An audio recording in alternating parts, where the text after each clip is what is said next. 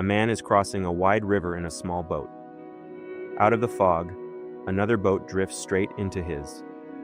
Wood cracks against wood. His tea spills. His shoulder slams the rail. He leaps up, face hot, ready to shout at the fool who did this. And then he sees it. The other boat is empty.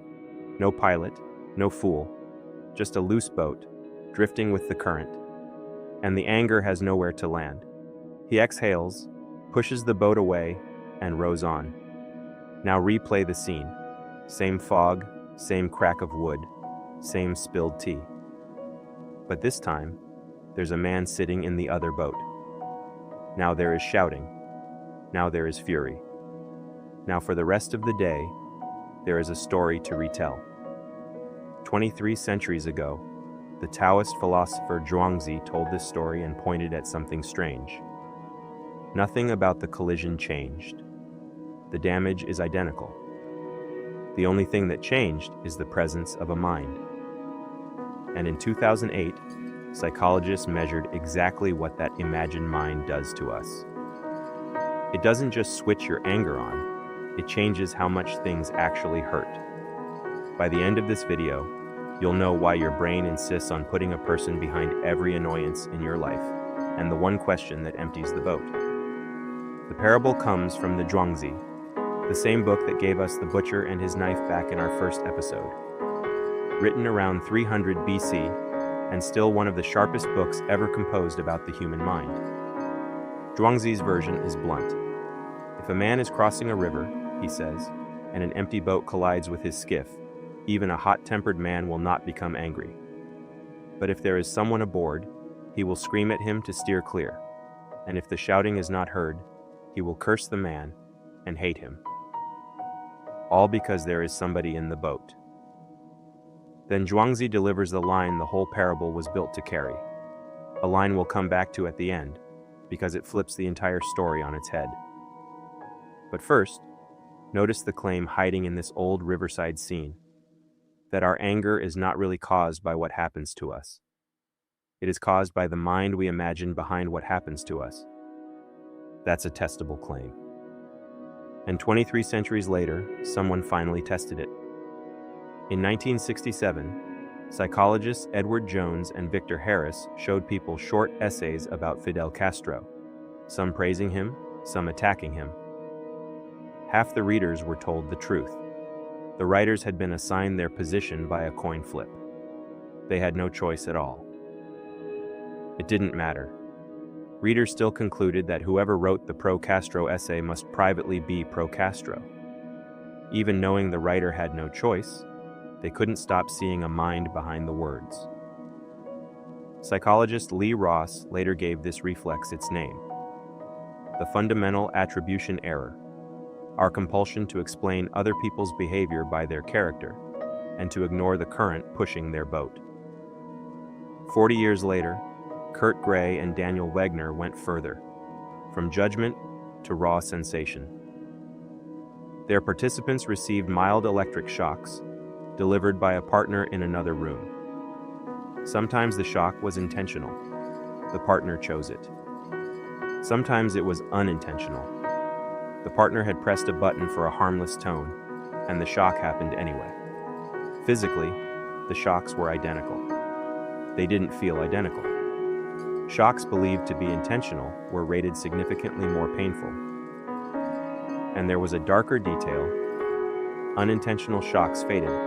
People got used to them. Intentional shocks kept stinging, trial after trial. An imagined mind, deliberately against you, doesn't just anger you. It amplifies the pain and keeps the wound fresh. Why would we be built this way? Emotion researchers found that anger has a recipe. Harm alone isn't enough. A storm can wreck your roof and leave you sad or determined, but not furious. Anger needs a second ingredient: blame. Someone did this, someone chose this. Remove the someone, and the same harm collapses into mere frustration. Unpleasant, but lighter and quicker to fade. That's the empty boat, measured. But if imagined minds make everything hurt more, why does the brain keep imagining them? because for our ancestors, it was cheap insurance. The grass rustles. Maybe wind, maybe a predator.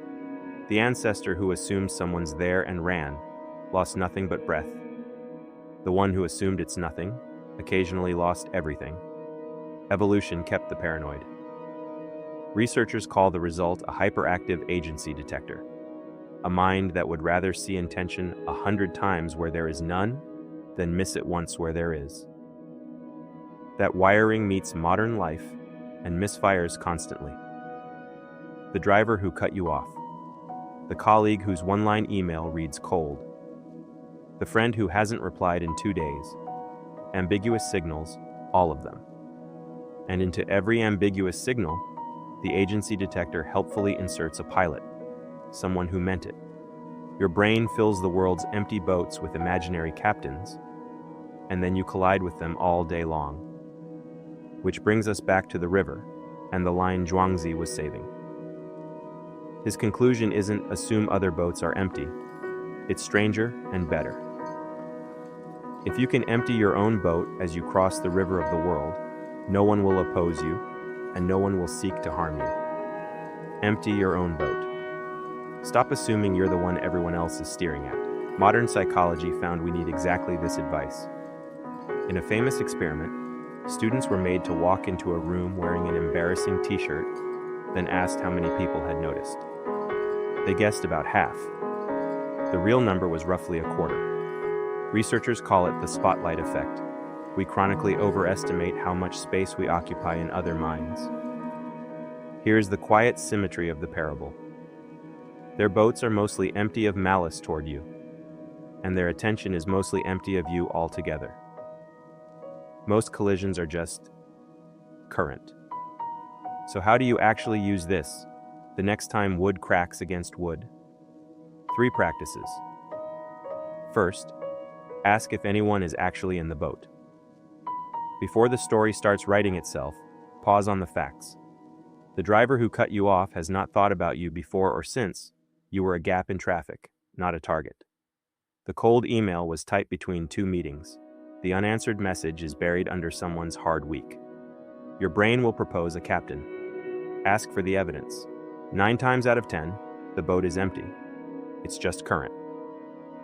Second, when someone is in the boat, respond to the collision, not to the captain. Sometimes there is a person, and the harm is real. Even then, remember what Gray and Wegner found. Most of the sting is coming from the story of intent, not the event itself. So deal with the event. Fix the plank. State the boundary. What you feel about their imagined motives can wait. Motives are the part you're guessing at, and the part that keeps the wound open. Third, empty your own boat. You are also drifting through other people's fog. The spotlight effect says they notice you, judge you, and target you far less than you feel they do. There is real freedom in that. Fewer imagined enemies, fewer imagined audiences, lighter cargo. And the one question that does the work of all 3? When something hits you, ask, what would I feel if this boat were empty? If the honest answer is not much, then the event isn't what's hurting you. The story is. And unlike the current, the story has an author. You. 2 boats, 2 collisions, identical damage. One drifts out of your memory by dinner time. The other becomes a story you're still telling next week. Because your brain gave it a captain, and captains make pain last. Zhuangzi watched people rage at rivers 23 centuries ago and left us one instruction: cross the water empty. Science caught up, 1 shock and 1 t-shirt at a time, and confirmed the old ferryman's math. The mind you imagine is the weight you carry. That's where the sage meets the science. Next time, an old farmer loses his horse and his neighbors call it a disaster. He says, maybe. What happens next, and the Harvard research on why you are so bad at predicting your own happiness, is our next story. Subscribe so you don't miss it.